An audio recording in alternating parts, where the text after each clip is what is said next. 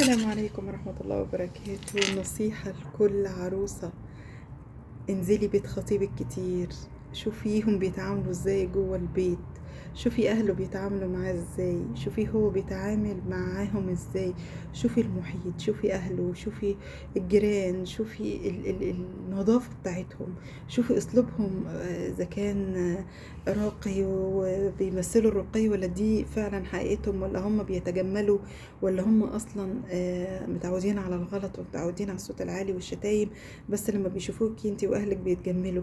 شوفي كرمهم، هل هم بخلة؟ ولما انتي بتيجي مثلا تتغدي او تتعشي عندهم، معزومة عندهم انتي واهلك، يعني بيتظاهروا بالكرم، ولا ده فعلا اصل هم لو بخلة مش هيعرفوا يمثلوا كتير، ولو لسانهم زالف ومتعودين على الغلط ومتعودين على الاهانات ومتعودين على الشتايم مش هيعرفوا يمثلوا كتير. ممكن يمثلوا قدامك وقدام اهلك مرة، انما كتر ما تزوريهم ويزوروكي وكتر الاحتكاك لازم هيرجعوا لأصلهم تاني، لأن كل إناء بينطح بما فيه. محدش بيقدر يمثل كتير. حطيه في اختبارات مادية، حطيه في اختبارات نفسية، حطيه في اختبارات يعني شكلية. شوفيه بيلبس ازاي، شوفيه بيكلم والدته ازاي، شوفيهم متعودين مثلا يتعاملوا مع الناس بأدب وبذوق، ولا بيشتموا وبيقل أدبهم وبيتطاولوا. شوفيه يعني هل هو فعلا حنين، ولا بيدعي الحنية مثلا أيام الخطوبة لغاية ما يضمن ان انتي في بيته، وبعد كده ترجع ريما لعادتها القديمة ويظهر بالوش الحقيقي وخلاص، ما انتي بقيتي مراتي وغصب عنك هترضي بطباعي السلبية اللي أنا فيها.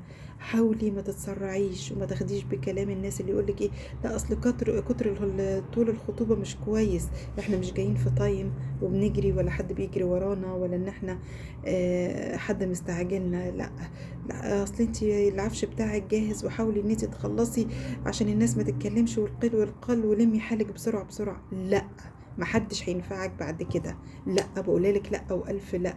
ادخلي وشوفي الدنيا ايه، منبعه ايه، اصل بيته ايه، امه وابوه واخواته شكلهم ايه. ولو حسيتي ان انت يا بنت الناس مش مرتاحة ما تكمليش الجوازة دي. صدقيني لما تخسري جوازة وانت في الاول، سواء مخطوبة او سواء ما انت مكتوب كتابك وانت بطولك، احسن ما تدخلي في جوازة وتندمي عليها العمر كله، وتندمي انك كنت شايفة حاجات غلط وما قدرتيش تتناقشي فيها، او تغاضيتي عنها، او حد تفهلك الحاجات اللي انت كنت شايفاها غلط، وحاول يظهرها لك انها بسيطة، وانها موجودة في كل البيوت، وان هي مش مشكلة عادي، وان الجواز بعد كده هيغير الزوج. مفيش حد بيتغير، صدقيني مفيش حد بيتغير. كل واحد خلاص، الواحد يعني ده انت بتبقى 10 سنين، طفل عنده 10 سنين ما بتعرفيش تغيري طباعه، يعني خلاص هو دماغه رست على كده وقفلت على كده. ادي نفسك فرصة، وادي نفسك طولة بال لغاية ما تتأكدي ان الدنيا تمام معاكي وحلوة معاكي. اتكلي على بركة الله، وصدقيني الجواز بالذات انتي وجوزك اللي هتعيشوا فيه ما تخليش حد يأثر عليكي فيه، ولا تخلي حد يستعجلك ولا يسربعك، لان انتي لوحدك اللي هتدفعي الضريبة.